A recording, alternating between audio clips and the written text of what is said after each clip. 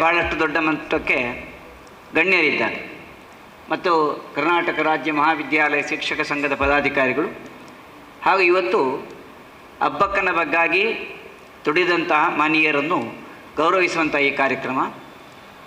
ಎಲ್ರಿಗೂ ನಾನು ಮೊದಲಾಗಿ ವಂದಿಸ್ತಾ ಈ ಎಕ್ಸಲೆಂಟ್ ಕಾಲೇಜಿನ ಎಲ್ಲ ಅಧ್ಯಾಪಕ ವೃಂದ, ಉಪನ್ಯಾಸಕರು, ಉಪನ್ಯಾಸಕಿಯರು, ಸಿಬ್ಬಂದಿ ವರ್ಗ ಮತ್ತು ನನ್ನ ಆತ್ಮೀಯರಾದಂಥ ವಿದ್ಯಾರ್ಥಿನಿಯರೇ, ಯಾಕಂದರೆ ನಿಮ್ಮನ್ನು ನಾನು ಭಾಳ ಹಚ್ಚಿಕೊಳ್ಬೇಕಾಗ್ತದೆ. ಇಲ್ಲಿದ್ದವರಿಗೆ ಯಾರಿಗೂ ಕೂಡ ಅಬ್ಬಕ್ಕನ ಬಗ್ಗೆ ಗೊತ್ತಿಲ್ಲ ಅಂತ ಕೇಳಲಿಕ್ಕೆಲ್ಲ, ಅವರೆಲ್ಲ ಒಂದೊಂದು ಅಬ್ಬಕ್ಕನ ರೂಪಗಳೇ. ಅದೇನು ಅಂತ ಅವರು ಅದನ್ನು ಸ್ಪಷ್ಟವಾಗಿ ಅರೆದು ಕುಡಿದು ಜೀರ್ಣಿಸಿ ಅದರ ಬಗ್ಗಾಗಿ ದಿನಗಟ್ಟಲೆ ಮಾತಾಡುವಂಥ ಶಕ್ತಿ ಉಳ್ಳವರಾಗಿದ್ದಾರೆ. ಆದರೆ ನಿಮಗೆ ಈ ಬಗ್ಗೆ ಈಗ ಸ್ವಲ್ಪ ಅರ್ಥ ಆಗಿದೆ, ಅಥವಾ ಈ ಹಿಂದೆ ನೀವೆಲ್ಲಾದರೂ ಅಪ್ಪಟ ತುಳುವರಾಗಿದ್ದಿದ್ದರೆ, ಅಥವಾ ತುಳುವನ್ನೇ ಮನೆಯಲ್ಲಿ ಮಾತೃಭಾಷೆಯನ್ನಾಗಿ ಆಡ್ತಾ ಬೇರೆ ಭಾಷೆಗಳ ಬೆರಕೆ ಇಲ್ಲದೇ ಇದ್ದಾಗ ಪ್ರಾಯಶಃ ನಮ್ಮ ಅಬ್ಬಕ್ಕ ರಾಣಿಯವರು ನಮ್ಮ ಗಮನಕ್ಕೆ ಬಂದಿರಬಹುದು, ನಮಗೆ ಕಾಣಿಸಿಕೊಳ್ಳುತ್ತಾರೆ. ನಾವು ಬೆರಕೆ ತುಳು ಮಾತಾಡಿದರೆ ಖಂಡಿತ ಸಾಧ್ಯ ಇಲ್ಲ, ಅದು ಗುರುತಾಗುವುದಿಲ್ಲ, ಗುರುತಾಗಲಿಕ್ಕೆ ಕಷ್ಟವೂ ಇದೆ. ಯಾಕಂದರೆ ಆ ಜನಪದ ಸಂಸ್ಕೃತಿ ಹಾಗಿತ್ತು. ಆ ಕಾಲದಲ್ಲಿ 500 ವರ್ಷಗಳ ಹಿಂದಿನ ಒಂದು ಜಮಾನ ಬೇರೆ, ಈಗ ನಾವು ಬದುಕುತ್ತಿರುವಂಥ ಜಮಾನ ಬೇರೆ. 500 ವರ್ಷದ ಹಿಂದಿನ ಚಿತ್ರವನ್ನು ಈ ತಂತ್ರಜ್ಞಾನದಲ್ಲಿ ನಮಗೆ ತೋರಿಸಿಕೊಟ್ರು. ಹಾಗೆಲ್ಲ ನಮಗೊಂದಷ್ಟು ಚಿತ್ರದ ಜೀವಂತಿಕೆ ಕಂಡಿತು. ಪ್ರಾಯಶಃ ಅದು ಆ ತಂತ್ರಜ್ಞಾನಕ್ಕೆ ಅಳವಡಿಸಲ್ಪಟ್ಟ ಯುಗದಲ್ಲಿ ನಾವಿದ್ದೇವೆ.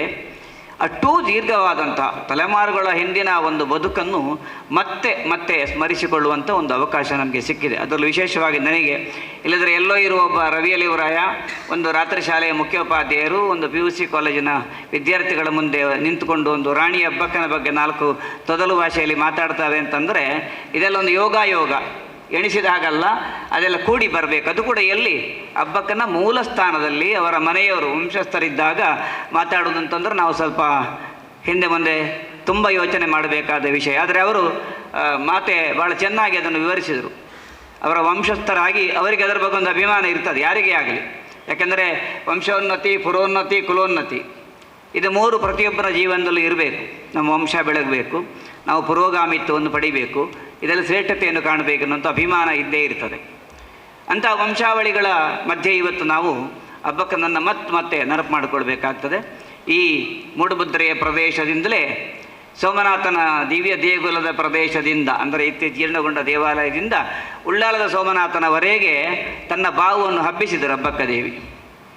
ಒಬ್ಬ ರಾಣಿಯಾಗಿ ಇಲ್ಲಿಂದ ಹೊರಟು ಅಲ್ಲಿ ಸಾಧನೆಯನ್ನು ಮಾಡಿ ವಿಶ್ವದಗಲ, ಜಗದಗಲ ತನ್ನನ್ನು ತಾನು ಇವತ್ತು ಕೂಡ ಗುರುತಿಸಿಕೊಳ್ಳುವಂಥ ಒಂದು ಹೆಣ್ಣುಮಗಳು ಅಂತಿದ್ದರೆ ಅಬ್ಬಕ್ಕ ರಾಣಿ, ಅಥವಾ ಅವಳಿಗೆ ಅಭಯ ರಾಣಿ ಅಂತಲೂ ಇನ್ನೊಂದು ಹೆಸರಿತ್ತು. ಅಭಯ ಕೊಡೋದು ಯಾರು? ಯಾರಿಗೆ ಯಾರನ್ನು ಪೊರೆಯುವ ಶಕ್ತಿ ಉಂಟು ಅವರಿಗೆಲ್ಲ ಅಭಯ ಕೊಡುವಂಥ ಅಧಿಕಾರವೂ ಇರ್ತದೆ.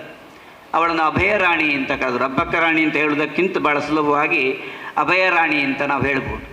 ಯಾಕಂದರೆ ತನ್ನ ಮಧ್ಯೆ ಬರುವ ಪ್ರತಿಯೊಬ್ಬ ವ್ಯಕ್ತಿಯನ್ನು ಕೂಡ ತನ್ನಗೆ ಸೆಳೆಯುವಂಥ ಒಂದು ಕಾಂತ ಗುಣ ಉಂಟಲ್ಲ, ಅದು ಎಲ್ರಿಗೂ ಇರುವುದಿಲ್ಲ. ನಾಯಕರಾಗುವವರಿಗೆ ಮಾತ್ರ ಆ ಗುಣ ಇರುವಂಥದ್ದು. ತನ್ನ ಬದಿಗೆ ಯಾರೇ ಬರಲಿ ಅವರನ್ನು ಸೆಳ್ಕೊಳ್ಳುವಂಥ ಒಂದು ಆಕರ್ಷಣೀಯವಾದಂಥ ಗುಣ, ಅಥವಾ ತಾನಿದ್ದ ಪ್ರದೇಶವನ್ನು ವ್ಯಾಪಿಸಿಕೊಳ್ಳುವಂಥ ಒಂದು ಗುಣ. ಇದಕ್ಕೆ ಸರ್ವವ್ಯಾಪಿ ಮತ್ತು ಸರ್ವಸ್ಪರ್ಶಿ ಅಂತ ಹೇಳ್ತಾರೆ, ಒಮ್ನಿಶಿಯಂಟ್ ಆ್ಯಂಡ್ ಒಮ್ನಿ ಪ್ರೆಸೆಂಟ್ ಅಂತ. ದೇವರಿಗೆ ಆ ಕಲ್ಪನೆಯನ್ನು ಕೊಡ್ತೇವೆ. ದೇವರು ಯಾರು? ಪರಮಾತ್ಮ ಅಂದರೆ ಸಣ್ಣದು, ಕಣ್ಣಿಗೆ ಕಾಣಿಸುವುದಿಲ್ಲ, ಪರಮಾಣು ಅಂತ ನಾವು ವಿಜ್ಞಾನದಲ್ಲಿ ಹೇಳಿದರೆ. ಆದರೆ ಅವನು ಎಲ್ಲಿರ್ತಾನೆ? ಎಲ್ಲ ಕಡೆ ಇರ್ತಾನೆ. Not be created, neither B destroyed. ಅವನನ್ನು ಸೃಷ್ಟಿ ಮಾಡಲಿಕ್ಕೂ ಸಾಧ್ಯ ಇಲ್ಲ, ಯಾರನ್ನು ನಾಶ ಮಾಡಲಿಕ್ಕೆ ಸಾಧ್ಯ ಇಲ್ಲವೋ ಅಂಥವನನ್ನು ಪರಮಾಣು ಅಂತ ಹೇಳ್ತೇವೆ. ವಿಜ್ಞಾನದಲ್ಲಿ ಪರಮಾಣು ಅಂತ ಹೇಳ್ತೇವೆ. ನಮ್ಮ ಆಧ್ಯಾತ್ಮಿಕವಾಗಿ ದೇವರು ಅಂತ ಹೇಳ್ತೇವೆ. ಅಂಥ ದೈವಿಕ ಶಕ್ತಿಯನ್ನು ಹೊಂದಿದ್ದಂಥ ಒಬ್ಬ ಅಬ್ಬಕ್ಕ ರಾಣಿ ನಮ್ಮ ಮಧ್ಯೆ 1525ನೇ, ಅಂದರೆ ಸರಿ 25ನೇ ವರ್ಷಕ್ಕಾಗುತ್ತಾ 500 ವರ್ಷಗಳು ತುಂಬಿದವು ಅಂತ ಅನ್ನೋದು ಸ್ಪಷ್ಟವಾದಂಥ ವಿಚಾರ. ನಾವು ಇದನ್ನು ಎಲ್ಲಿ ಬೇಕಾದರೂ ಹೇಳ್ಕೊಳ್ಬೋದು, ಎಲ್ಲಿ ಬೇಕಾದರೂ ಆಡ್ಕೊಳ್ಬೋದು. ಅಂಥ ಒಂದು 500 ವರ್ಷ ಸಂದಂಥ ಆ ಒಂದು ಈ ಜಗತ್ತನ್ನೇ ಒಮ್ಮೆ ಅಲ್ಲಾಡಿಸಿದಂತಹ, ಅಥವಾ ನಮ್ಮ ಒಂದು ಅಸ್ಮಿತೆಯನ್ನು ತೋರಿಸಿಕೊಳ್ಳುವಂಥ ಪ್ರಮೇಯ ಬಂದಾಗ ತಾನು ಎದ್ದು ನಿಂತು ಹೋರಾಟದ ಮೂಲಕ, ಕ್ರಾಂತಿಯ ಮೂಲಕ, ಈಗ ತಂತ್ರಜ್ಞಾನ ಅಂತ ಹೇಳಿದ್ವಲ್ಲ, ಅದೆಲ್ಲ ಇಲ್ಲದೇ ಇದ್ದಾಗಲೂ ತನ್ನ ತಂತ್ರಜ್ಞಾನದಿಂದ ವಿರೋಧಿಗಳನ್ನು ಸುಲಭವಾಗಿ ಮಣಿಸಿದಂಥ ಒಳ್ಳೆ ಹೆಣ್ಣುಮಗಳು. ಅದರ ಯೋಚನೆ ಎಷ್ಟಿರ್ಬೋದು. ಆ ಮೆದುಳಿನಲ್ಲಿ ಲಹರಿಗಳೇ ಹೇಗಿದ್ವು, ಅಥವಾ ಯಾರನ್ನು ಹೇಗೆ ತಗೊಳ್ಬೇಕು, ಯಾರನ್ನೆಲ್ಲಿ ಅಟ್ಟಾಡಿಸಬೇಕು, ಯಾರನ್ನೆಲ್ಲಿ ಬೀಳಿಸಬೇಕು ಅನ್ನೋಂಥ ಒಂದು ಆ ತಂತ್ರಗಾರಿಕೆಯನ್ನು ತಾನು ಇದ್ದ ಪ್ರದೇಶದ ಬೇರೆ ಬೇರೆ ಬೇರೆ ಕಡೆಗಳಲ್ಲಿ ಬೈಠಗಳನ್ನು ನಡೆಸಿ ಪ್ರತಿ ಹೋರಾಟವನ್ನು ನೀಡುವಂಥ ಒಂದು ತಂತ್ರಗಾರಿಕೆ ಉಂಟಲ್ಲ, ಅದು ವಿಜ್ಞಾನದಕ್ಕಿಂತ ಮೀರಿದ್ದದು. ಅದು ಒಮ್ನಿಪೆಷೆಂಟ್. ಹಾಗಾಗಿ ಅಂತಹ ಒಂದು ಸರ್ವವ್ಯಾಪಿ ಗುಣವನ್ನು ಉಳ್ಳಂಥ ಅಬ್ಬಕ್ಕ ನಮಗೆ ಆದರ್ಶ. ಆದರೆ ತಪ್ಪೇನು? ಈಗಾಗಲೇ ಪ್ರಸ್ತಾವನೆಯಲ್ಲಿ ಅವರು ಹೇಳಿದರು, ನಮಗದಾಗಬೇಕಾದ ವಿಷಯ. ನಮಗೆಷ್ಟು ಜನಕ್ಕೆ ಇದರಲ್ಲಿ ಚೆನ್ನಾಗಿ ಅಬ್ಬಕ್ಕ ರಾಣಿಯ ಬಗ್ಗೆ ಗೊತ್ತಿದೆ ಅಂತ ಕೇಳಲಿಕ್ಕೆ ಹೋದರೆ ನಾವು ಸ್ವಲ್ಪವೇ ತಿಳ್ಕೊಂಡದ್ದು, ನಾವು ಅರಿತುಕೊಂಡದ್ದು ಭಾಳ ಕಡಿಮೆಯಾಗಿದೆ. ಒಂದಂತೂ ಸ್ಪಷ್ಟ, ಈ ದೇಶಕ್ಕೆ ಆಕ್ರಮಣಕಾರರು ಯಾರ್ಯಾರಿದ್ದರೂ ಅವರನ್ನೆಲ್ಲ ಹೊಡೆದೋಡಿಸುವುದಕ್ಕೆ, ಕಾಲ ಕಾಲಕ್ಕೆ ಯೋಗ್ಯವಾಗಿ ಈ ಮಣ್ಣನ್ನು ಕಾಪಾಡುವುದಕ್ಕೆ ಮಹಾಪುರುಷರು ಪುಣ್ಯಪುರುಷರು ಎದ್ದು ನಿಲ್ತಾರೆ ಅನ್ನೋದು ಸ್ಪಷ್ಟವೇ. ಅಂಥ ಒಂದು ಮಹಾಪುರುಷರ ಸಾಲಿನಲ್ಲಿ ಇವತ್ತು ಅಬ್ಬಕ್ಕ ರಾಣಿಯವರು ಬರ್ತಾರೆ ಅಂತ ಅನ್ನೋದು ನಮ್ಮೆಲ್ಲ ಎದೆದಟ್ಟಿ ಹೇಳಿಕೊಳ್ಬೇಕಾದ ವಿಷಯ. ಮತ್ತು ನಾವು ಭಾಳ ಹೆಮ್ಮೆ ಪಡೋದು ಕೂಡ ನಾವು ಈ ಕೋಸ್ಟಲ್ ಕರ್ನಾಟಕ ಯಾವುದು ನಮ್ಮ ಕರಾವಳಿ ಭಾಗದ ಸಮುದ್ರ ಭಾಗದ ಜನ ನಾವೇನಿದ್ದೇವೆ ಅನ್ನ ತಿನ್ನುವರು. ನಿಮ್ಮತ್ತೆ ಮೇಲೆ ಹೋದಾಗ ಅದು ವ್ಯತ್ಯಾಸ ಆಗ್ತದೆ, ಆಹಾರದಲ್ಲಿ ವ್ಯತ್ಯಾಸ ಆಗ್ತದೆ, ರಾಗಿ ಮುದ್ದೆ ಆಗ್ತದೆ, ಚಪಾತಿ ಆಗ್ತದೆ, ರೊಟ್ಟಿ ಆಗ್ತದೆ. ಆದರೆ ಈ ಒಂದು ಬೆಲ್ಟ್ ಕರಾವಳಿ ಭಾಗದ ಜನ ನಾವು ತುಂಬ ಚಾವಲ್ ತಿನ್ನುವ ನಾವು ತುಂಬ ಯೋಚನೆ ಮಾಡ್ತೇವೆ ಯಾರಲ್ಲಿ ಹೇಗೆ ವ್ಯವಹಾರ ಮಾಡಬೇಕು ಅಂತ. ಅಂಥ ಒಂದು ವ್ಯವಹಾರ ಚತುರೆಯಾಗಿ ಇದ್ದವರು ಅಬ್ಬಕ್ಕ ರಾಣಿ ಅಂತ ಹೇಳಲಿಕ್ಕೆ ನಾವು ಹೆಮ್ಮೆ ಪಡಬೇಕು. ಈ ರಾಷ್ಟ್ರದಲ್ಲಿ ನಾವು ಚರಿತ್ರೆಯನ್ನು ಮರಿಬಾರ್ದು, ಖಂಡಿತ ಮರಿಬಾರ್ದು. ಯಾಕಂದರೆ ಚರಿತ್ರೆ ಮರುಕಳಿಸುತ್ತಿರುತ್ತದೆ, ಮತ್ತೆ ಮತ್ತೆ ಆ ಚರಿತ್ರೆ ಬರ್ತದೆ. ಯಾಕಂದರೆ ಅಬ್ಬಕ್ಕ ರಾಣಿ 2 ವಿಧದಲ್ಲಿ ಹೋರಾಟವನ್ನು ಮಾಡಬೇಕಾಗಿ ಬಂತು. ಒಂದು, ತನ್ನ ವಿರುದ್ಧವಾಗಿ ನಿಂತ ಪೋರ್ಚುಗೀಸರನ್ನು ಎದುರಿಸಬೇಕಾದಂಥ ಅನಿವಾರ್ಯತೆ. ಜೊತೆಗೆ ಏನಾಯಿತು, ತನ್ನ ಹತ್ತಿರದ ಸಂಬಂಧಿ ಕಾಮರಾಯನು ವಿರೋಧವಾಗಿ ನಿಂತುಕೊಂಡು ಗಂಡನನ್ನು ಎತ್ತಿ ಕಟ್ಟಿದ. ಹಾಗಾಗಿ ಅವಳಿಗೆ ಏನು ಮಾಡೋದು, ನಾನು ಮನೆ ಮೊದಲು ಸರಿ ಮಾಡಬೇಕಪ್ಪ, ಮನೆಯೇ ಸರಿಯಾಗದಿದ್ದ ಮೇಲೆ ಪ್ರಪಂಚದ ಮನಸ್ಸುಗಳನ್ನು ಸರಿ ಮಾಡಿಕೊಂಡು ಹೋರಾಟ ಮಾಡೋದು ಹೇಗೆ? ಇವತ್ತಿಗೂ ನಮ್ಮ ಜಗತ್ತಲ್ಲಿ ಈ ಪರಿಸ್ಥಿತಿ ಇದೆ. ಭಾರತದ ದೇಶದೊಳಗಿನ ದ್ರೋಹಿಗಳನ್ನು ಎದುರಿಸಿಕೊಂಡು ಪರ ಆಕ್ರಮ ಮಾಡುವವರನ್ನು ಎದುರಿಸಬೇಕಾದಂಥ ಉಭಯ ಸ್ಥಿತಿಯಲ್ಲಿ ನಾವಿದ್ದೇವೆ. ಅಬ್ಬಕ್ಕನಿಗೆ ಅದೇ ಸಮಸ್ಯೆ ಬಂತು, ಈರಾಳ್ತನ, ಏನು ಮಾಡೋದು ಅಂತ ಪ್ರಶ್ನೆ. ಅಳಿಯ ಒಬ್ಬ ಪ್ರತಿರೋಧವಾಗಿ ನಿಂತ, ಸುಂಕ ಕೊಡಬಾರ್ದು ಅಂತ ಹೇಳಿ ಇವಳು ಬಲವಾದ ತೀರ್ಮಾನ ತೆಗೆದುಕೊಂಡಾಗಿಲ್ಲ, ಸುಂಕ ಕೊಡಲೇಬೇಕು ಅಂತ ಹೇಳಿ ಅವನು ಪೋರ್ಚುಗೀಸರ ಜೊತೆ ಮಿಲಾಯಿಸಿಕೊಂಡು ತನ್ನ ಮಾವನನ್ನು ಪರಿವರ್ತಿಸಿ, ಬಂಗವಾಡಿ ಅರಸು ಮಂಗಳೂರಿನಲ್ಲಿ ದೊರೆಯಾಗಿದ್ದ ತನ್ನ ಗಂಡ, ಅವರಿಬ್ಬರು ನಿಧಾನಕ್ಕೆ ಬಂಗರಸನಿಗೆ ಸಮಸ್ಯೆ ಆದದ್ದು.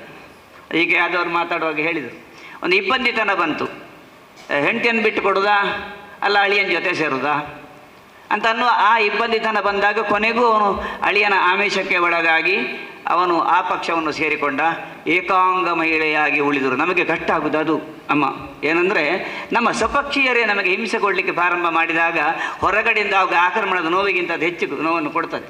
ಆದರೆ ಅಂತಹ ನೋವನ್ನು ಸಹಿಸಿ ಒಬ್ಬ ಮಹಿಳೆ ತನ್ನ ಮನೆ ಮುರಿದು ಬೀಳ್ತಾ ಇದೆ, ಅಳಿಯ ವಿರೋಧ ಇದ್ದಾನೆ, ಗಂಡ ವಿರೋಧ ಇದ್ದಾನೆ, ನಾನು ವಿರೋಧಿಗಳನ್ನು ಎದುರಿಸಬೇಕಾದ ಅನಿವಾರ್ಯತೆ ಇದೆ, ಅವರು ತೀರ ಹತ್ತಿರ ಬಂದಿದ್ದಾರೆ, ವ್ಯಾಪಾರ ಅಭಿವೃದ್ಧಿ ಹಾಳು ಮಾಡ್ತಾ ಇದ್ದಾರೆ, ಏನು ಮಾಡಬೇಕು ಅಂತ ಗೊತ್ತಾಗ ಒಟ್ಟು ಗೊಂದಲದ ಗೂಡಾಗಿ ಡಿಪ್ರೆಷನ್ಗೆ ಹೋಗಲಿಲ್ಲ ಅವಳು. ನಮಗಾದರೆ ಏನಾಗ್ತಿತ್ತು, ಈಗ ನೋಡಿ ಭಾಳ ಸಣ್ಣ ಪ್ರಾಯದಲ್ಲಿ ಡಿಪ್ರೆಷನ್ ಅಂತ ಹೇಳ್ತೇವೆ. ಹೆಚ್ಚೊತ್ತು ಬೇಡ, ಸ್ವಲ್ಪ ಹೊತ್ತು ಮೊಬೈಲಲ್ಲಿ ಮಕ್ಕಳಿಗೆ ಆಟಕ್ಕೆ ಆಡಲಿಕ್ಕೆ ಇಲ್ಲಿ ಬಿಡಲಿಕ್ಕಿಲ್ಲ ಸರ್, ಅದು ಕಡ್ಡಾಯ ಮಾಡಿದ್ದಾರೆ. ಆದ್ದರಿಂದ ನೀವೆಲ್ಲ ಮೊಬೈಲಿಂದ ದೂರ ಇದ್ದೀರಿ. ನಿಮ್ಮ ಊರಿಗೆ ಹೋದಾಗ ಒಂದು 5 ನಿಮಿಷ ಮೊಬೈಲ್ ಆಡಿದುಕೊಂಡು ಬೋರು ಅಂತ ಅನಿಸ್ತದೆ. What you mean by bore?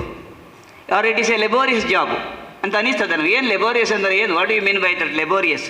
ಆಗ ಇದನ್ನು ಓದಿ, ಆಗ ಇದನ್ನು ಯೋಚನೆ ಮಾಡಿ. ಆ ಗೊಂದಲಗಳ ಮಧ್ಯೆಯೂ ಕೂಡ ದಿಟ್ಟ ತೀರ್ಮಾನ ತಗೊಳ್ಳುವಂಥ ಒಂದು ಎದೆಗಾರಿಕೆ ಇದ್ದರೆ ಅದು ಮಾತೃ ಸ್ವರೂಪಿಗಳಿಗೆ ಅದನ್ನು ಅಬ್ಬಕ್ಕ ರಾಣಿ ಮಾಡಿ ತೋರಿಸಿದರು. ಉಳ್ಳಾಲದ ಬೀಚಿನಲ್ಲಿರುವಂಥ ಸೋಮನಾಥೇಶ್ವರ ದೇವಸ್ಥಾನಕ್ಕೆ ಆಗಾಗ ಈ ಥರ ಮಾನಸಿಕ ಗೊಂದಲಗಳಾದಾಗ ಹೋಗ್ತಿದ್ರು. ತನ್ನ ಆತ್ಮೀಯ ಒಂದಷ್ಟು ಮಂದಿಯನ್ನು ಹತ್ತಿರ ಕರೆದು ಕೂತ್ಕೊಳಿಸಲೇ ಬೈಠಕ್ ಮಾಡ್ತಿದ್ರು. ಅಲ್ಲಿ ಅವರಿಗೆ ಆಗಿ ಒಂದು ಸಣ್ಣ ಅರಮನೆ ಇತ್ತು ಅಂತ ಒಂದು ಉಲ್ಲೇಖ ಇದೆ. ಅದೀಗ ಕುರುಹುಗಳು ಕಾಣ್ತದೆ ಇಲ್ಲೋ ಗೊತ್ತಿಲ್ಲ, ಅಥವಾ ದೇವಸ್ಥಾನ ಜೀರ್ಣೋದ್ಧಾರ ಆದಾಗ ಅಲ್ಲಿ ವ್ಯತ್ಯಾಸ. ಆದರೂ ಒಂದು 2-3 ಶಾಸನಗಳನ್ನು ಈಗಲೂ ಸಾರ್ತವೆ, ಅಲ್ಲಿ ಇದ್ದಾವೆ. ಸೋಮೇಶ್ವರ ಬೀಚಿನ ಹತ್ರ ಹೋದಾಗ ನಮಗೆ ಆ ಶಾಸನಗಳು ಕಾಣಸಿಗ್ತವೆ. ಅಲ್ಲಿ ಒಂದು ಸಣ್ಣ ಅರಮನೆಯನ್ನು ಕೂಡ ಮಾಡಿಕೊಂಡಿದ್ಲು. ಆಗಾಗ ಅಲ್ಲಿಗೆ ಬರ್ತಿದ್ಲು. ದೇವರ ಸನ್ನಿಧಾನದಲ್ಲಿ ಕುಳಿತು ತಾನು ಏನು ಮುಂದೆ ತೀರ್ಮಾನ ಕೈಗೊಳ್ಳಬೇಕೋ ಆ ವಿಷಯಕವಾಗಿ ಹೋರಾಟ ಮಾಡಲಿಕ್ಕೆ ತೀರ್ಮಾನ ತಗೊಳ್ತಿದ್ಲು. ನಿರ್ಣಾಯಕವಾದಂಥ ಸ್ಥಾನಗಳು ಬಂದಾಗ ಆಕೆ ಸೋಮನಾಥನ ನಂಬಿದ್ಲು. ಪ್ರಾಯಶಃ ಈ ಸೋಮನಾಥನಿಗೂ ಆ ಸೋಮನಾಥನಿಗೂ ವ್ಯತ್ಯಾಸ ಇಲ್ಲ ಅನ್ನುವಂಥ ಒಂದು ದೃಢ ಕಲ್ಪನೆ ನಮಗೆ ಸಿಗ್ತದೆ. ನೋಡಿ, ಮೂಡಬಿದರೆ ಇಲ್ಲಿಂದ ಉಳ್ಳಾಲದ ಸೋಮನಾಥೇಶ್ವರ ದೇವಸ್ಥಾನದವರೆಗೆ ಒಂದು ಲಿಂಕ್ ಇದೆ, ಒಂದು ಇಂಟರ್ನೆಟ್ ಜಾಲ ಇದೆ. ಅದರಿಂದಾಗಿ ಅವಳಿಗೆ ಇರ್ಲಿಕ್ಕೆ ಸಾಧ್ಯ ಆಯಿತು. ಪ್ರಾಯಶಃ ಪೂರ್ವ ಮತ್ತು ಪರ ತನ್ನ ತಾಯಿ ಮನೆ ಮತ್ತು ಗಂಡನ ಮನೆ ಈ ಥರ ಎರಡೂ ಪ್ರದೇಶವನ್ನು ಕೂಡ ಸಮೀಕರಿಸಿಕೊಂಡು ದಿಟ್ಟವಾಗಿ ನಿಂತುಕೊಂಡು ಕಡಲ ತಡಿಯಲ್ಲಿ ಹೋರಾಟವನ್ನು ನೀಡಿದ ಒಬ್ಬ ಭಾರ್ಗವನಿಗೆ ಸದೃಶಳಾದವಳು ಅಂದರೆ ಪರಶುರಾಮ ಸೃಷ್ಟಿಯಲ್ಲಿ ಎದ್ದು ನಿಂತ ಒಬ್ಬ ದಿಟ್ಟ ಮಹಿಳೆಯನ್ನು ನಿಮಗೆ ಅನ್ಯಥ ಇನ್ನೊಬ್ಬರನ್ನು ಕಾಣಲಿಕ್ಕೆ ಸಾಧ್ಯವೇ ಇಲ್ಲ. You can't expect. ಇವನ್ ನೀವು ಕೆನಾಟ್ ಸಪೋಸ್ ಆಲ್ಸೋ, ಯೋಚನೆ ಮಾಡಲಿಕ್ಕೆ ಸಾಧ್ಯ ಇಲ್ಲ. ಈಗ ಸ್ವತಂತ್ರ ಪ್ರಾರಂಭ 1857 ಝಾನ್ಸಿ ರಾಣಿ ಲಕ್ಷ್ಮೀಬಾಯಿ ಇತ್ಯಾದಿ ಇತ್ಯಾದಿ ಹೆಸರೆಲ್ಲ ನಾವು ಹೇಳ್ಕೊಂಡು ಹೋಗಿ ಕಿತ್ತೂರು ಚೆನ್ನಮ್ಮ ಅಂತೇಳಿ ಹೇಳ್ತೇವೆ. ಇವರಿಗಿಂತ ಮೊದಲು ನಮ್ಮ ಈ ತೌಳವ ನಾಡನ್ನು ಈಗ ಅಮ್ಮ ಹೇಳಿದಾಗೆ ಅಳಿಯ ಕಟ್ಟಿನ ಆಧಾರದಲ್ಲೇ ಉಳಿಸಿಕೊಂಡು ಬೆಳೆಸುವುದಕ್ಕೆ ಟೊಂಕೆ ಕಟ್ಟಿ ನಿಂತಹ ಹೆಣ್ಣು ಮಗಳು ಬೇರೊಬ್ಬಳು ಇರಲಿಕ್ಕಿಲ್ಲ. ನೀವು 100 ವರ್ಷ ಹಿಂದೆ ಆಲೋಚನೆ ಮಾಡಿ. ಕೆಲವೊಂದು ಪ್ರದೇಶಗಳಿಗೆ ಹೆಣ್ಣು ಮಕ್ಕಳಿಗೆ ಪ್ರವೇಶ ಇರಲಿಲ್ಲ, ಕೆಲವೊಂದು ಪ್ರದೇಶಕ್ಕೆ ಅವರು ಬಾಧ್ಯಸ್ಥರು ಆಗಿರಲಿಲ್ಲ. ಅದಕ್ಕಿಂತಲೂ ಹಿಂದಿನ ಕಾಲಕ್ಕೆ 400-500 ವರ್ಷಗಳ ಹಿಂದಕ್ಕೆ ಹೋದಾಗ ಹೆಣ್ಣುಮಕ್ಕಳಿಗಿರುವ ಪ್ರತಿಬಂಧಕ, ಪ್ರತಿರೋಧ, ಸಾಮಾಜಿಕ ಅಡೆತಡೆ ಎಲ್ಲವನ್ನು ಮೀರಿ ನಿಂತು ಕುದುರೆ ಸವಾರಿ, ಈಜುವುದು, ಗುಡ್ಡಗಳಲ್ಲಿ ಮಧ್ಯೆ ಹಾರಾಟ ಮಾಡೋದು, ಓಡಾಟ ಮಾಡೋದು. ಪ್ರಾಯಶಃ ಇಲ್ಲಿ ಈ ಕಾಲೇಜ್ ಇರುವುದಕ್ಕೆ ಮೊದಲು ಈ ಪ್ರದೇಶದಲ್ಲಿ ಹಬ್ಬಕ್ಕೆ ಓಡಾಡಿದಂಥ ಒಂದು ಕುರುಗಳು ಇರ್ಬೋದು. ಪ್ರಾಯಶಃ ನಮಗೆ ಇಲ್ಲಿ ಮೆಟ್ಟಿದಾಗ ನಮಗೊಂದು ಆ ಒಂದು ಭಾವನೆ ಬರೋದಕ್ಕೆ ಸಾಧ್ಯ ಇದೆ. ಯಾಕೆಂದರೆ ಆಕೆ ಬಾಲ್ಯದಲ್ಲಿ ಓಡಾಡಿದ ಪ್ರದೇಶ ಆಯಿತು. ಎಷ್ಟು ಪುಣ್ಯವಂತರು ನಾವು ನೋಡಿ, ಎಂಥ ನೆಲದಲ್ಲಿ ನಾವಿದ್ದೇವೆ. ನಾವು ಪಾದ ಊರುವ ಸ್ಥಳ ಹಬ್ಬಕ್ಕೆ ಓಡಾಡಿದ ಸ್ಥಳ, ಆಕೆ ಆಟ ಆಡಿದ ಸ್ಥಳ, ಆಕೆ ಕುದುರೆ ಏಳಿ ವಿಹಾರ ಮಾಡಿದ ಸ್ಥಳ, ಆಕೆ ಎಲ್ಲೆಲ್ಲೋ ಜಲಪಾತದ ಗುಂಡಿಗಳು ಕಂಡಾಗ ಅಲ್ಲಿ ಹೋಗಿ ತಾನು ಈಜಾಟ ಆಡಿದ ಸ್ಥಳವನ್ನು ಕಂಡಿರ್ಬೋದು ನಾವು. ಅಂಥ ಒಂದು ಸೋಮನಾಥನ ಕ್ಷೇತ್ರದಿಂದ ಹೊರಟು ಈ ರಾಷ್ಟ್ರಕ್ಕೊಂದು ದಿಕ್ಕು ತೋರಿಸಿದವರು, ದಿಶೆ ತೋರಿಸಿ ಸ್ವಾತಂತ್ರ್ಯ ಹೋರಾಟ ಹೇಗೆ ಮಾಡಬೇಕು ಅನ್ನೋದಕ್ಕೊಂದು ಉದಾಹರಣೆಯಾಗಿ ನಿಲ್ಲುವುದು, ಒಂದು ಆದರ್ಶವಾಗಿ ನಿಂತದ್ದು. ಹಾಗಾಗಿ ಈ ರಾಷ್ಟ್ರದಲ್ಲಿ ಸುಂದರ ಒಂದು ಪರಿಕಲ್ಪನೆಯನ್ನು ತಂದುಕೊಟ್ಟು ಹೋರಾಟದ ಸ್ವರೂಪವನ್ನು ಅವತ್ತು ಶಿವಾಜಿ ಮಹಾರಾಜರು ಕಾಡುಗುಡದಲ್ಲಿ ಗೆರಿಲ್ಲಾ ಯುದ್ಧಗಳ ಮುಖಾಂತರ, ಉಡಗಳ ಯುದ್ಧಗಳ ಮುಖಾಂತರ ಆ ಅನಕ್ಷರಾಸ್ಥರಾದಂತಹ ಮರಾಠರನ್ನು ಹಿಡ್ಕೊಂಡು ಮೊಘಲರ ವಿರುದ್ಧ ಏನು ಹೋರಾಟವನ್ನು ಮಾಡಿದರೋ ತದ್ರೀತಿಯದ್ದಾಗಿರುವಂಥ ಹೋರಾಟವನ್ನು ಮೊಗವೀರರನ್ನು ಹಿಡ್ಕೊಂಡು ಆ ಅಮ್ಮ ಹೋರಾಟ ಮಾಡಿದರು. ಅವರು ಚೆನ್ನಗುರಿಕಾರರನ್ನು ಭಾಳ ವಿಶ್ವಾಸಕ್ಕೆ ತಗೊಂಡ್ರು. ಆ ಸಮಾಜ ಎಲ್ಲ ಎದ್ದು ನಿಂತಿತು. ಅಮ್ಮನವರ ಹಿಂದೆ ಬಲವಾಗಿ ಯಾವುದೇ ರೀತಿಯ ಪ್ರತಿರೋಧ ಬಂದವಾಗಲೂ ಬಿಟ್ಟುಕೊಡಲಿಲ್ಲ ಅವರು. ಅವರಿಗೆ ಸಮುದ್ರದ ಪ್ರದೇಶದ ವಿಚಾರ ವರ್ತಮಾನ ಎಲ್ಲ ಗೊತ್ತುಂಟು. ಯಾಕಂದರೆ ಸಮುದ್ರದಲ್ಲಿ ಯಾವಾಗಲೂ ಒಂದೇ ರೀತಿ ಇರುವುದಿಲ್ಲ. ಅದರಲ್ಲಿ ಸ್ಪ್ರಿಂಗ್ ಟೈಡ್, ನೀಪ್ ಟೈಡ್, ಇಳಿತ ಭರತ ಎಲ್ಲ ಇರ್ತದೆ. ಇಳಿತ ಇದ್ದಾಗ ಹೇಗೆ ಇಳಿಬೇಕು, ಭರತ ಆದಾಗ ಯಾಕೆ ಇಳಿಬಾರ್ದು, ಇದನ್ನೆಲ್ಲ ಕಲ್ಪನೆ ಮಾಡಿಕೊಂಡು ಅವರು ಅಮ್ಮನಿಗೆ ಹೇಳ್ತಿದ್ರು, ಹಬ್ಬಕ್ಕ ರಾಣಿಗೆ ಈ ಥರ ಹೋಗೋಣ, ಇಲ್ಲಿ ಹೋರಾಟ ಮಾಡುವ ಅಂತ. ಅವಳಿಗೊಂದು ಅಗ್ನಿವನ ರಾಣಿ ಎನ್ನುವಂಥ ಬಿರುದಿತ್ತು. ಅಂದರೆ ಬಾಣಗಳಲ್ಲಿ ಬೆಂಕಿ ಇಟ್ಟು ಹೊಡೆಯುವಂಥ ಒಂದು ಪದ್ಧತಿ ಅದು. ಆ ಅಗ್ನಿವನ ರಾಣಿಯಾಗಿ ಆಕೆ ಮೆರೆದಾಗ ಅವಳಿಗೆ ಆ ವಿದ್ಯೆ ಸಂಪೂರ್ಣ ಕರಗತ ಆದಾಗ ತಕ್ಷಣಕ್ಕೆ ಪೋರ್ಚುಗೀಸರಿಗೆ ಇದು ಯಾವ ರೀತಿ ಅಂತ ಅರ್ಥ ಆಗಲಿಲ್ಲ. ನಾವು ಅರ್ಧ ಗೆಲ್ಲುವುದೇ ಅಲ್ಲಿ. ವೈರಿಯದ್ದಾಗಿರುವಂಥ ವೀಕ್ನೆಸ್ ಅಥವಾ ದೌರ್ಬಲ್ಯ ಏನು ಅಂತ ನಮಗೆ ಗೊತ್ತಾಗಿ ಬಿಟ್ಟರೆ ತಕ್ಷಣ ನಾವು ಯುದ್ಧವನ್ನು ಅರ್ಧ ಗೆದ್ದ ಹಾಗೆ ಮತ್ತೆ ಪಾಸ್. ಎಕ್ಸಾಮಿನೇಷನ್ ಹಾಲಿಗೆ ಹೋಗುವಾಗಲೇ ಕ್ವಶನ್ ಪೇಪರನ್ನು 3/4 ಪ್ರಶ್ನೆಗಳು ನಮಗೆ ಬಾಯ್ಪಾಠ ಉಂಟು ಅಂತಂದರೆ ಮತ್ತು ನಾವು 100ಕ್ಕೆ 100 ಗೆಲ್ತೇವೆ. ಅದನ್ನು ನಿಮಗೆ ಮೇಡಮ್ ತುಂಬ ಚೆನ್ನಾಗಿ ಹೇಳಿಕೊಡ್ತಾರೆ ಅಂತ ಮಾಧವರು ಹೇಳಿದರು. ಹಾಗಾಗಿ ಅದರಲ್ಲಿ ಅವರು ಎಕ್ಸ್ಪರ್ಟು. 1 more ಹಬ್ಬಕ್ಕ ಬಿ ಕ್ಲಾಪ್ ಕೊಡಿ ಒಂದೆರಡು. ಹಾಗಾಗಿ ಈ ರೀತಿಯಾಗಿ ಅಂತಹ ಒಬ್ಬೊಬ್ಬ ಹಬ್ಬಕ್ಕನ್ನು ನಾವು ಈಗ ಒಂದೊಂದು ವ್ಯಕ್ತಿಗಳಲ್ಲಿ ಕಾಣೋದಕ್ಕೆ ಸಾಧ್ಯ ಇದೆ. ಇಂತಹ ಒಂದು ಸೃಷ್ಟಿ ಆಗಬೇಕು ಅಂತಿದ್ದರೆ ಭಗವಂತ ಸಂಕಲ್ಪಿಸಿರ್ತಾನೆ, ಇವನೇ ಈ ಕಾರ್ಯ ಮಾಡಬೇಕು ಅಂತ.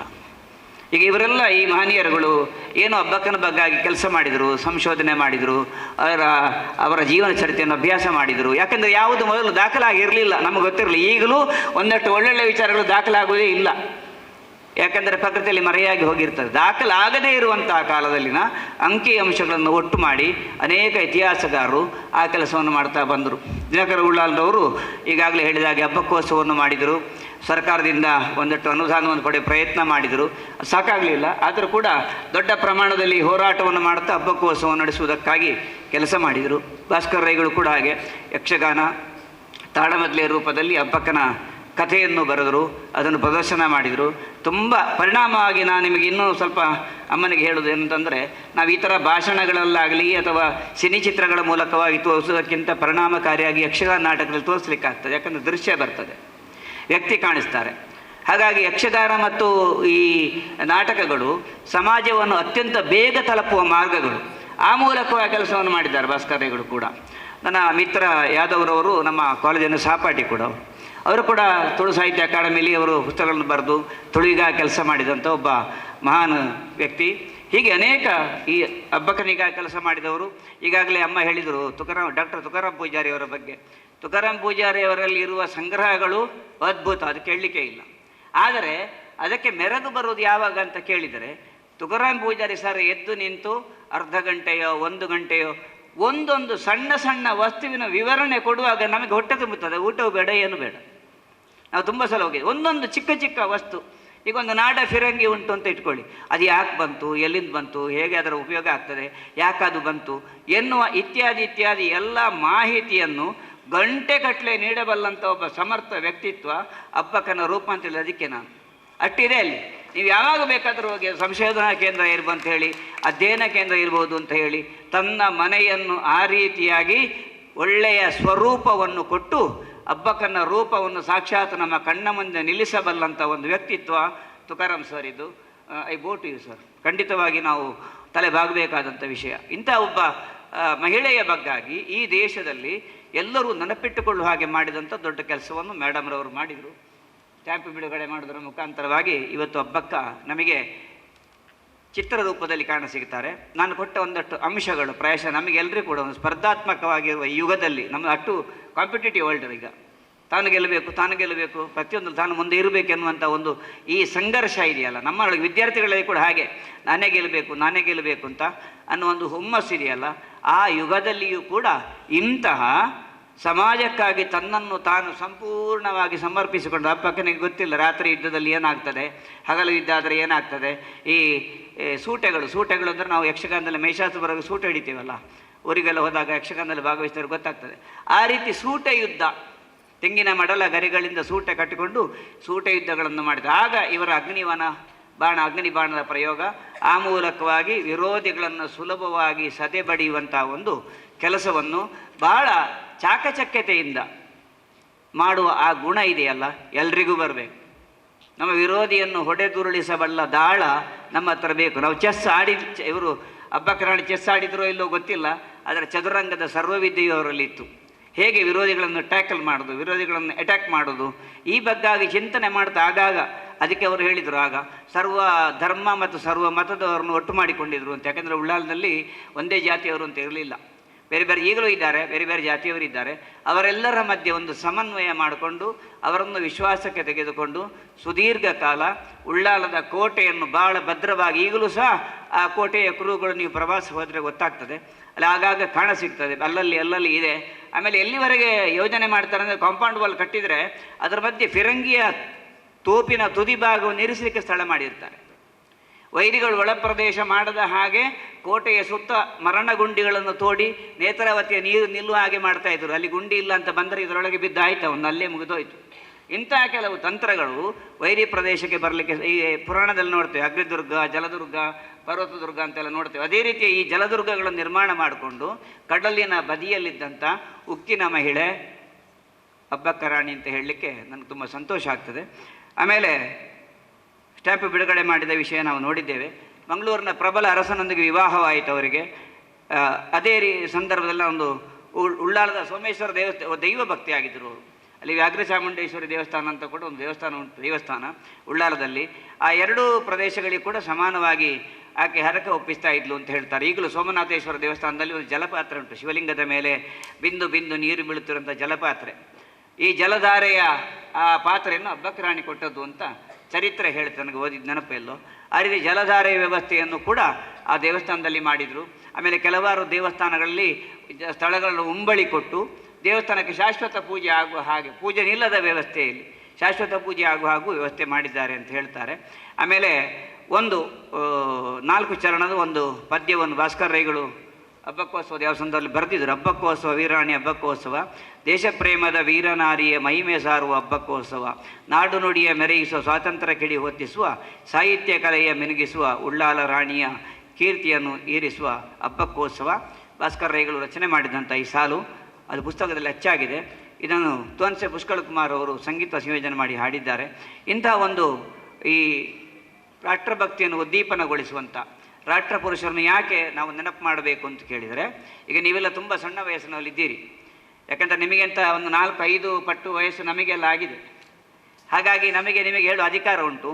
ನಿಮಗೆ ಯಾಕೆ ಇದು ಎಷ್ಟು ಅರ್ಥ ಆಯಿತು ಏನಾಯ್ತು ಅಂತ ನನಗೆ ಗೊತ್ತಿಲ್ಲ. ಆದರೆ ನೀವಿದನ್ನು ಪದೇ ಪದೇ ಪದೇ ಪದೇ ಕೇಳ್ತಾ ಇದ್ದರೆ ನಮಗನಿಸ್ತದೆ ಅಬ್ಬಕ್ಕ ರಾಣಿ ಈ ದೇಶಕ್ಕೂ ಅಗತ್ಯವಾಗಿ ಬೇಕಾಗಿದ್ದವಳು ಅಂತ. ಆದರೆ ಇದರ ಬಗ್ಗೆ ಹೆಚ್ಚು ಕಲೀರಿ. ನನಗೆ ಕೊಟ್ಟ ಸಮಯದ ಅವಧಿಯಲ್ಲಿ ನನಗಿಷ್ಟೇ ಹೇಳಲಿಕ್ಕೆ ಸಹ ದೊಡ್ಡ ಬೆಟ್ಟವನ್ನು ಆಗಿದ್ದು ಸಣ್ಣ ಇಲಿಯನ್ನು ಹಿಡಿದಂಥ ಪ್ರಯತ್ನವನ್ನು ನಾನು ಮಾಡಿದ್ದೇನೆ. ಯಾಕಂದರೆ ಅಬ್ಬಕ್ಕ ಬೆಟ್ಟದಷ್ಟಿದ್ದಾರೆ. ನನ್ನ ಸಣ್ಣ ಇಲಿಯ ಪ್ರದರ್ಶನ ನಿಮಗೆ ಇಲ್ಲಿ ಕೊಟ್ಟಿದ್ದೇನೆ. ಇಲ್ಲಿ ನನಗೆ ಈ ಉಪನ್ಯಾಸ ಕೊಡಲಿಕ್ಕೆ ಅವಕಾಶ ಮಾಡಿಕೊಟ್ಟಂಥ ಸಂಸ್ಥೆಯ ಎಲ್ಲ ಪದಾಧಿಕಾರಿಗಳಿಗೂ ಮತ್ತು ನಮ್ಮ ಈ ಮಾಧ್ಯಮಿಕ ಶಿಕ್ಷಕರ ಒಂದು ಗುಂಪಿಗೂ ನಮ್ಮ ಸನ್ಮಿತ್ರರಾದಂಥ ಡಾಕ್ಟರ್ ಮಾಧವ್ MK ಅವರು, ನಾವು ಭಾಳ ಎಳವೆಯಿಂದ ಅವರೇ ಹೇಳಿಕೊಂಡಾಗೆ ಸ್ನೇಹಿತರಾಗಿದ್ದವರು, ಕಲಾವಿದರಾಗಿದ್ದವರು. ಮತ್ತು ಇಲ್ಲ ನಿಮಗೆ ವಿದ್ಯಾರ್ಥಿಗಳಿಗೆ, ಯಾಕೆಂದರೆ ನಾನು ಹೇಳುವ ಶಬ್ದಗಳು ಎಷ್ಟು ಕಷ್ಟ ಇತ್ತೋ ಎಷ್ಟು ಸುಲಭ ಇತ್ತೋ ಗೊತ್ತಿಲ್ಲ, ಆದಷ್ಟು ಸರಳ ಭಾಷೆ ಹೇಳಲಿಕ್ಕೆ ಪ್ರಯತ್ನ ಮಾಡಿದ್ದೇನೆ. ಅರ್ಥ ಮಾಡಿಕೊಂಡಂಥ ನಿಮಗೆಲ್ಲರಿಗೂ ಕೂಡ ಮತ್ತೊಮ್ಮೆ ಮಗದೊಮ್ಮೆ ಅಭಿನಂದನೆಗಳು ಸಲ್ಲಿಸ್ತಾ ನನ್ನ ಮಾತು ಮುಗಿಸ್ತೇನೆ. ಬೋಲೋ ಭಾರತ್ ಮಾತಾ ಕಿ.